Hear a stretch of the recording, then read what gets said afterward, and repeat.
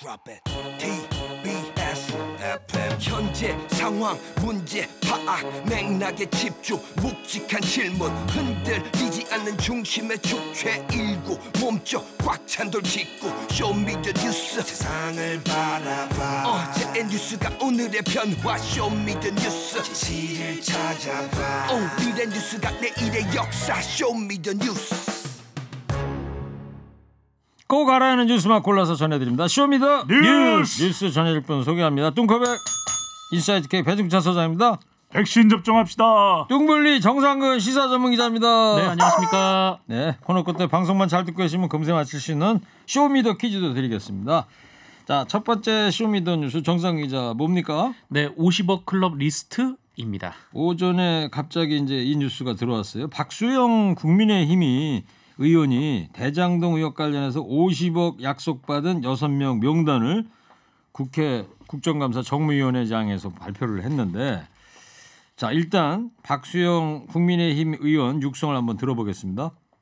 녹취록에 50억 약속 그룹으로 언급된 분들입니다. 제가 오늘 처음으로 그분들을 공개를 하겠습니다. 권순일, 박영수, 곽상도, 김수남, 최재경, 그리고 홍모 씨입니다.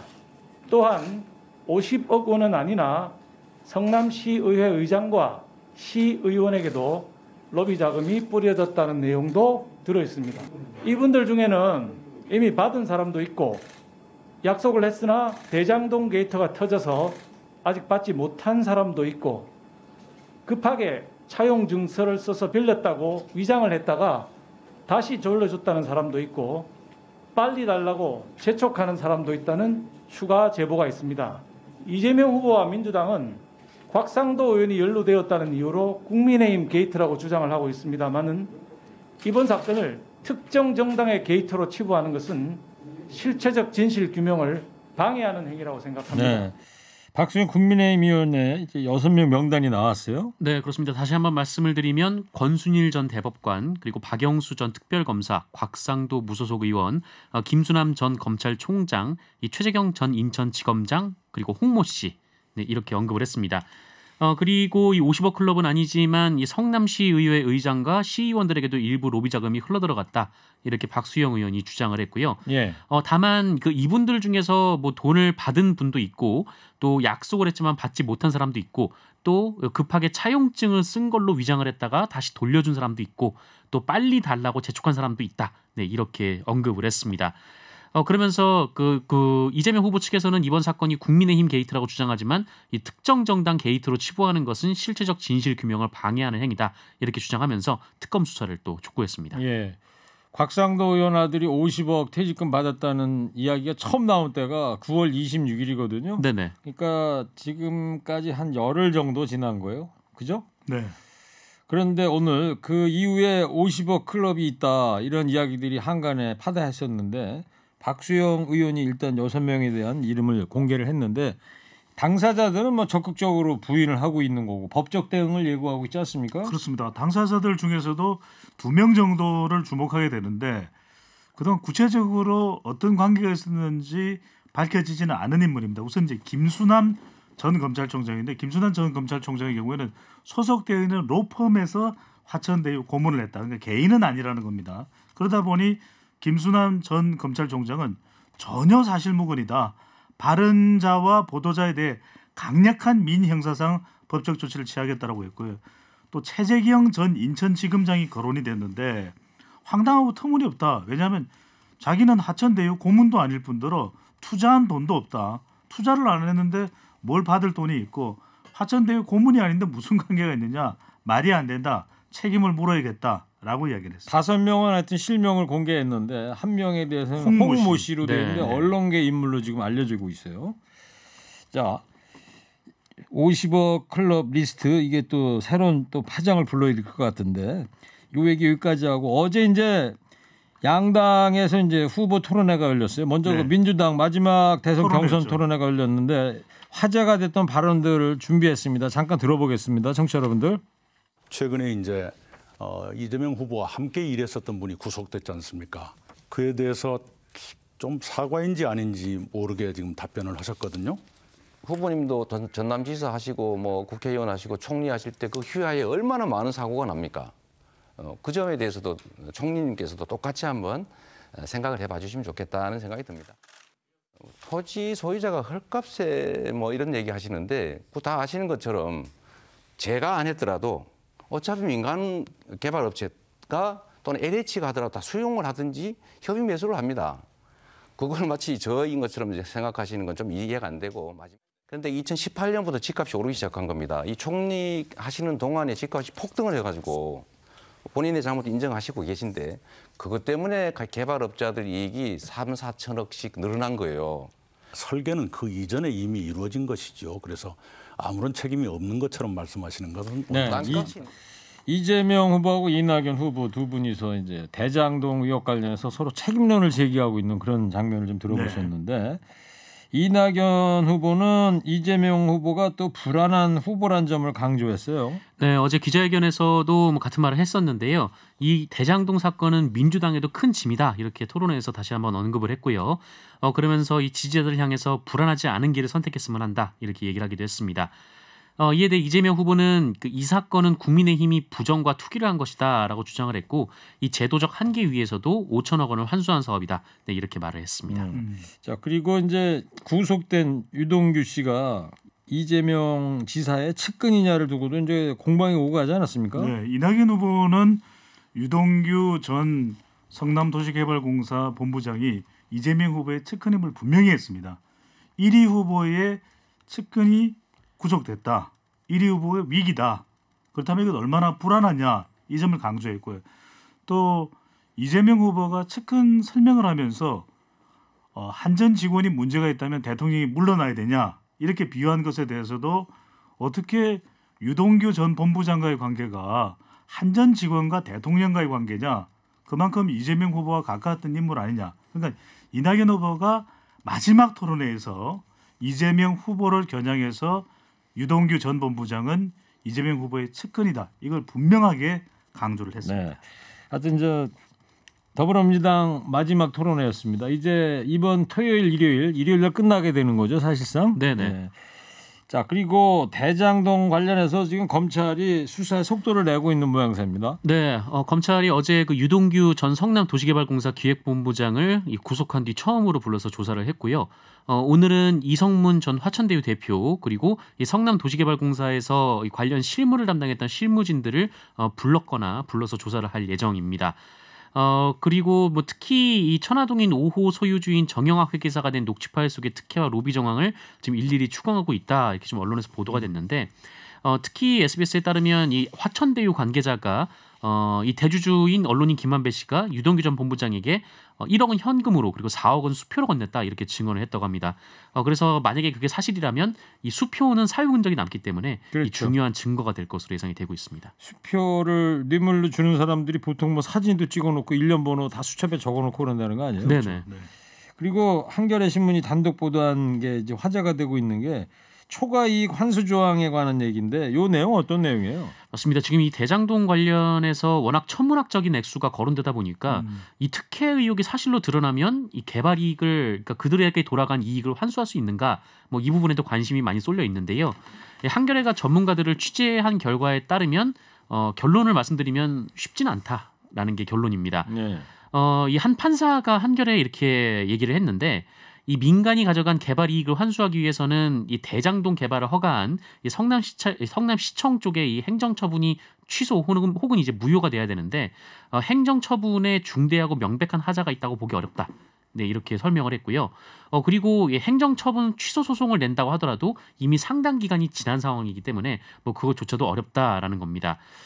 그리고 이 개발이 좀 상당 부분 진행이 돼서 이 특별법을 만들어서 이제 개발 이익을 환수하는 방법이 있는데 이 경우도 이 국민의힘이 우선 특검 처리가 우선이라는 입장이기도 하고 또 법적으로도 좀 쉽지 않을 것이다 이런 전망이 나오고 있습니다. 그래요? 근데 한겨레 보도의 사실이 이제 규명되면 상당히 치명적일 수밖에 없는 의혹이긴 합니다. 왜냐하면 7시간 만에 이 초과 이익 환수 조항이 빠졌거든요. 그럼 누가 이 입김을 넣은 것이냐, 또 누가 그 뒤에 있느냐, 이 부분이 상당히 이번 사건의 제일 핵심이라고 봐야 되겠죠. 맞아요. 저도 그런 생각이 드는데 이제 검찰 수사 결과를 이제 우리가 지켜봐야 되겠죠, 그죠? 네. 50억 클럽 얘기 첫 번째로 말씀드렸더니 청취자분들 대부분께서 지금 클럽에 가입하고 싶다 이런 그거 안 됩니다. 위험한 클럽이에요. 절대 위험합니다. 가입하시면 안 됩니다. 유튜브로 한 청취자가 뚱커벨과 뚱블리가 TBS의 양대 산맥이다 이렇게 써. 와 맞아요. 두 분이 양대 산맥이야. 네. 또 덩치로는 그렇죠. 덩치로 딱 양쪽이 있잖아요. 그리고 그죠? 한 가지 분명한 건 정상훈 기자와 뚱커벨이 최일구 앵커의 측근이죠. 좋습니다. 네. 네. 저희가 양쪽에 있으니까 최일구 앵커님이 골짜기 같습니다. 웃지만 마시고요. 네. 두 번째 쇼미더뉴스 뭐예요? 국민의힘 토론회에 주술 등장. 예, 어제 두 분 다 봤어요?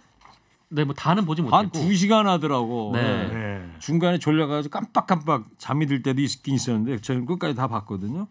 그 윤석열 후보 손바닥에 왕자가 있었나 많은 시청자들도 관심 있었겠지만 저도 관심 있어 지켜봤는데 네. 없었죠. 그러니까 인터넷을 보니까 아이고 화면 뚫어지겠다, 손바닥이 뚫어지겠다. 워낙 이제 손바닥에 뭐가 있는지 없는지. 아니 그리고 홍준표 후보가 또 바로 옆자리에 있었잖아요. 네.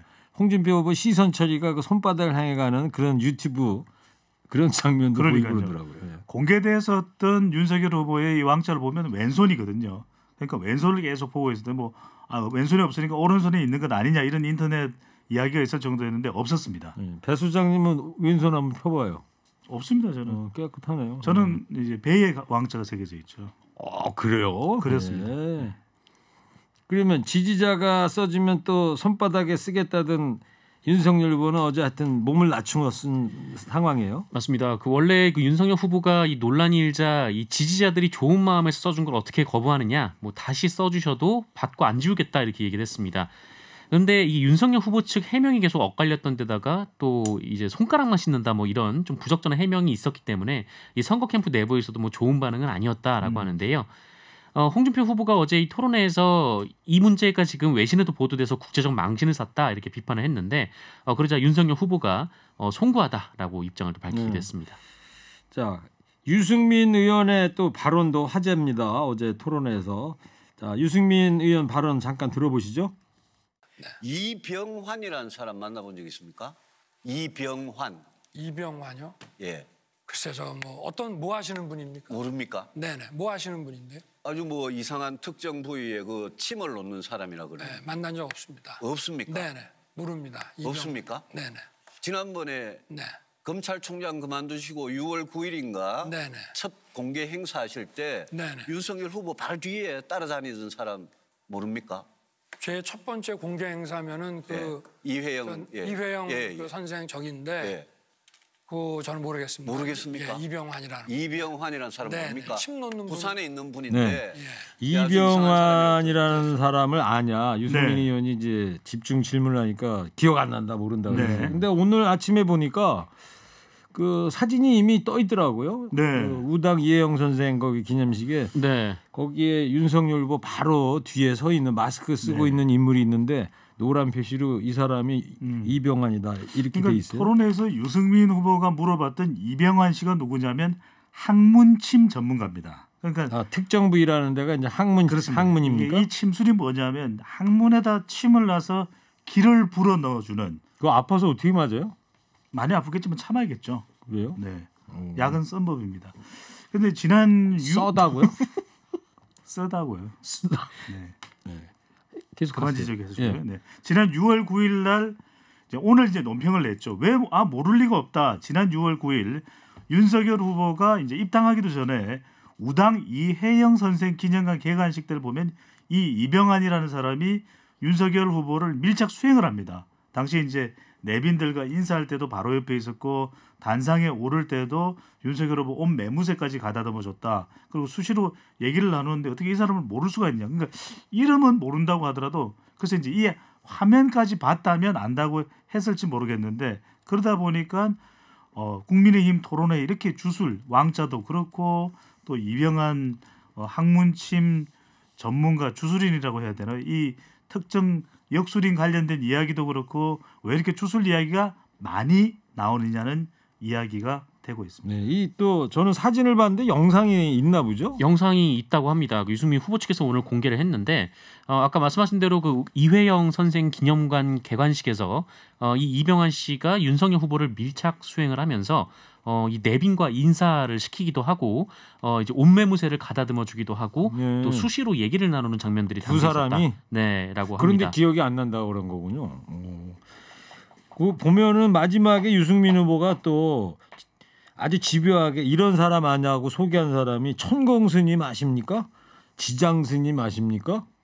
그다음에 역술인 노병환 씨 아십니까? 뭐 이렇게 계속 질의를 하는데 모른다고 대부분 답변한 것 같았어요. 네. 그러다 보니까 민주당에서는 이 국민의힘이 아니고 주술의 힘이냐 이러면서 그렇죠. 비판을 퍼붓고 있지 않습니까? 국민 두 글자를 빼고 이제 주술을 집어넣어서 주술의 힘 당 아니냐 이런 비판이 되는데 더불어민주당의 윤호중 원내대표는 경선에 벌어지고 있는 뭐 왕자 또 주술인과 관련된 이야기 이런 것들을 보면은 주술의 힘으로 정권 교체를 꿈꾸는 것 아니냐 이렇게 비판을 했고요. 네. 박완주 정책위원장은 국민은 샤머니즘 정치가 아니라 국민을 섬기고 받드는 정치를 기대한다면서 정치 품격을 떨어뜨리는 행동을 그만둬달라. 이것도 역시 지적과 비판으로 이어졌습니다. 샤머니즘 중요합니다. 중요합니까? 중요합니다. 밑줄 몇 개 쳐요? 밑줄 6개입니다. 왜요? 이게 이제 6세기부터 퍼지기 시작을 했거든요. 와. 중앙아시아부터 시작을 해서 유럽과 또 근거가 동북아시아 있어요? 쪽으로 역사서를 봤죠. 6세기가 아니라 BC 뭐 몇천 년 전부터 시작됐을 것 같은데 왜 그전에 6세기입니까? 사실은 이런 이름을 이론적으로 정립하기는 어려웠다고 봐야 되겠죠. 그거는 저 역사서를 잘못된. 어떻게 샤머니즘이 6세기부터 나와요? 고조선 때부터 있었던 고집을 건데. 부리지 마시고요. 제 주술을 믿으세요. 저기요. 지금 의혹을 제기하는 문자가 7281님께서 아니 네. 배 수장님 배에 왕자가 있다고요? 혹시 한글로 왕자 아니에요? 그랬다니까요, 제가 왕자를. 한글로 썼어요? 아니에요. 한자로? 영어로. 못 믿으시는 것 같은데 저 7281 청취자가 혹시 그 왕자 좀 카메라도 있는데 공개 가능합니까? 그러면 청취율 조사에 도움이 될 것 같은데. 그러면 39금이 되기 때문에 지금 저 카메라가 주민 들어갔어. 그만해요. 그만해요? 네. 알겠습니다. 자, 세 번째 쇼미더뉴스 어떤 뉴스입니까? 네, 세 번째 쇼미더뉴스는 고발 사주 수사 본격화입니다. 네, 오늘 국민의힘 정정식 의원 사무실 수색했다고요? 네, 고위공직자범죄수사처가 그 윤석열 전 총장의 고발 사주 의혹 수사 관련해서 국민의힘 정점식 의원에 대한 압수수색을 시작을 했습니다. 오늘 거의 10시쯤 시작을 했는데요. 그 여의도 그 의원회관 7층에 이 정점식 의원실 사무실에 이 검사와 수사관들 9명을 보냈고. 근데 뭐 빈손으로 나왔다면서요? 네, 그리고 정점식 의원의 자택도 압수수색에 들어갔는데 이 정점식 의원은 자택에 머물고 있었다고 합니다. 네. 그거 하려면 좀 진작했어야 되는 거 아닙니까? 네, 시간이 좀 많이 지났죠. 지난번에 한번 저 압수수색했다가 별거 많이 못 건졌다는 얘기도 있었는데. 김웅 의원이잖아요. 예. 그러니까 김웅 의원과 정점식 의원의 공통점은 검사 출신입니다. 그렇죠. 국민의힘이 그 야당 탄압이다 이러면서 반발했습니다. 김기현 국민의힘 원내대표가 이제 선봉에 서 있는데 아니 그 야당 탄압이에요. 우리는 문제될 게 없습니다. 공익 제보 받은 건데 뭐가 문제가 돼요? 얼토당토하는 터무니없는 짓을 공수처가 하고 있으니 정말 기가 막힐 노릇입니다. 라고 성토를 했습니다. 네. 자, 박지원 국정원장도 이 입건이 됐다고요? 네, 국가정보원법 그리고 공직선거법 위반 등의 혐의로 입건이 돼서 이 공수처가 정식 수사에 착수를 했습니다. 이른바 뭐 제보사주 그 건이죠? 맞습니다. 그 윤석열 전 총장 측에서 고발을 했는데요.